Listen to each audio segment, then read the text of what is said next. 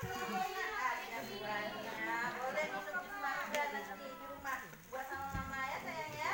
Nah, selanjutnya ada buah lagi. Nah, ini dia. Nah, buah apa nih ya? Ini nama apa sayang? Buah alpukat. Nah, buah alpukat ya.